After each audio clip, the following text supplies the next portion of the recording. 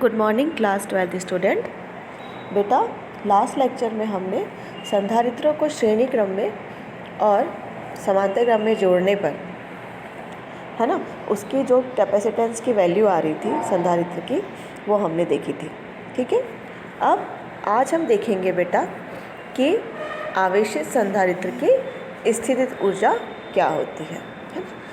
आवेशित संधारित्र की स्थितिज ऊर्जा, संधारित्र की प्लेटों के मध्य आपेक्षित विभवांतर प्राप्त करने के लिए आवेश को संधारित्र की एक प्लेट से दूसरी प्लेट तक स्थानांतरित करने के लिए किया गया कार्य संधारित्र के मध्य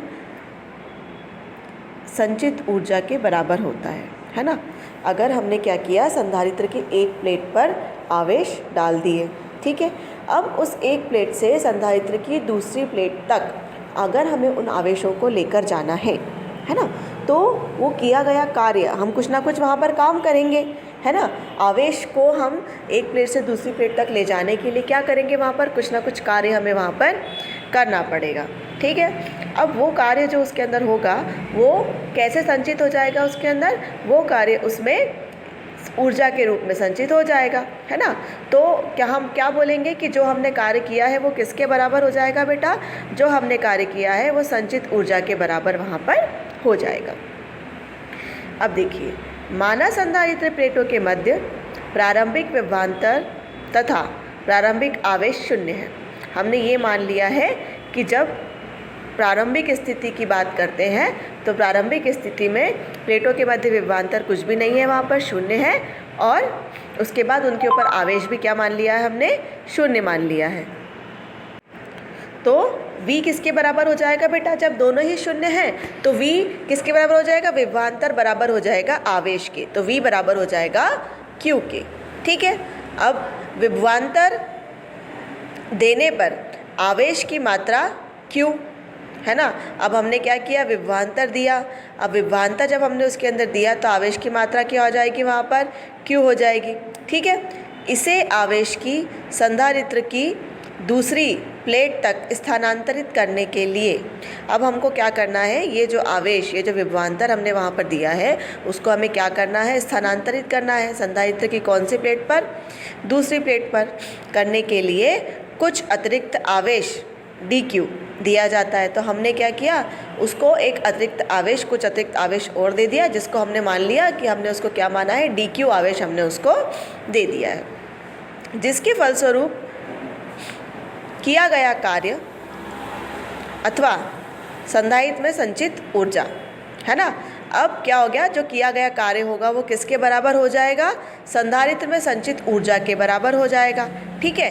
तो हमने जो कार्य किया, हमने जो आवेश दिया था वो कितना दिया था बेटा, dq दिया था, बहुत छोटा सा आवेश दिया था, तो कार्य भी हमारा क्या हुआ, dw। तो जो dw होगा वो किसके बराबर हो जाएगा, वो जो ऊर्जा इसके अंदर संचित होगी, कौन सी ऊर्जा संचित होती है, स्थितिज ऊर्जा संचित होती है, तो उसको हमने मान लिया कितनी है, वो du है, ठीक है। तो ये किसके बराबर हो जाएगी, विभवांतर जो जनरेट हो रहा है उनके बीच में विभवांतर कितना बन रहा है, विभवांतर बन रहा है V और आवेश हो रहा है dq, तो ये किसके बराबर हो जाएगा, V इंटू dq के बराबर ये हो जाएगा। इसको बेटा हमने दे दिया समीकरण नंबर 1। अब यदि संधारित्र की प्लेटों को दिया गया आवेश Q हो तो, है ना, अब हमने ये मान लिया कि संधारित्र को जो हमने आवेश दिया है वो कितना है, कैपिटल Q हमने मान लिया है।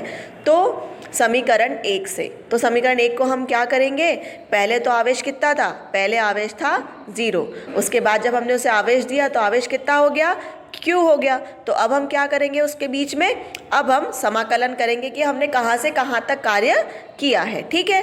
तो किसको समाकलित किया हमने, कार्य को समाकलित किया, तो कार्य किसके बराबर हो जाएगा, स्थितिज ऊर्जा के, तो स्थितिज ऊर्जा को हम समाकलन कर लेते हैं, तो du हो जाएगा, और इधर कितना हो जाएगा, राइट हैंड साइड में ये हो जाएगा 0 से लेकर कहाँ तक हमने आवेश दिया, 0 से लेकर हमने q तक आवेश दिया, तो ये क्या हो जाएगा, v dq।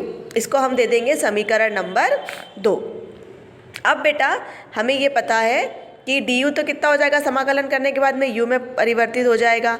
अब 0 से q, अब v की जगह हम लोग बेटा लिख सकते हैं q/c, है ना। c की वैल्यू क्या होती है, है ना। संधारित्र की जो धारिता होती है उसकी वैल्यू क्या होती है, C बराबर में हो जाता है Q अपॉन में V। तो अगर वहाँ से हम V की वैल्यू निकालना चाहें, विभवांतर की वैल्यू निकालना चाहें, तो वो कितनी हो जाएगी, V बराबर में Q अपॉन में C।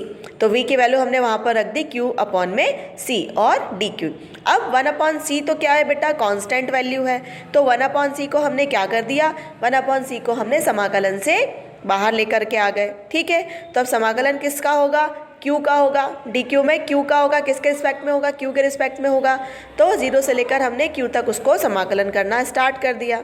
ठीक है, अब समाकलन के जो हमने सूत्र बोले थे कि हमने 11th क्लास में भी पढ़ रखे हैं, तो समाकलन के सूत्र से क्या होता है कि अगर x की पावर n होती है तो वो हो जाता है x की पावर n+1 अपॉन में n+1 हो जाता है।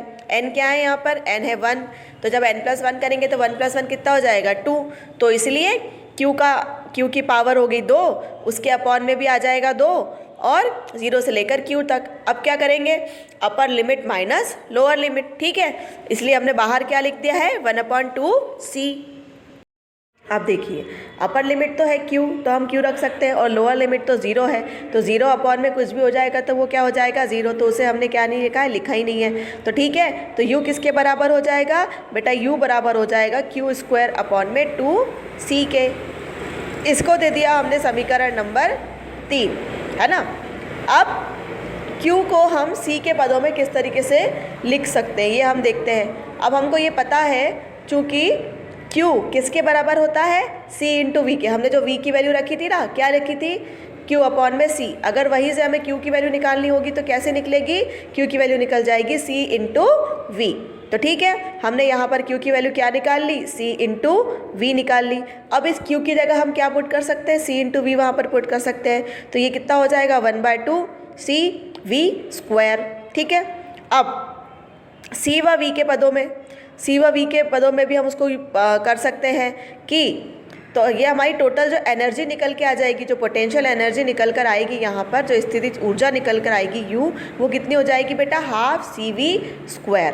ठीक है, 12CV² निकलने के बाद में अगर हम उनको Q के फॉर्म में वापस से कन्वर्ट करना चाहते हैं तो वो हम वहाँ पर कर सकते हैं। U बराबर में क्या लिख सकते हैं, 1/2Q इंटू वी यहाँ पर हम लिख सकते हैं। ठीक है, तो इस तरीके से जो संधारित्र की स्थितिज ऊर्जा होगी उसका मान कितना हो जाता है, 1/2CV²। ठीक है, U बराबर से 1/2CV² स्थितिज ऊर्जा निकल कर आ जाती है। इंपॉर्टेंट टॉपिक है बेटा, एग्जाम में पूछा जाता है, इसको अच्छे से समझ लीजिएगा।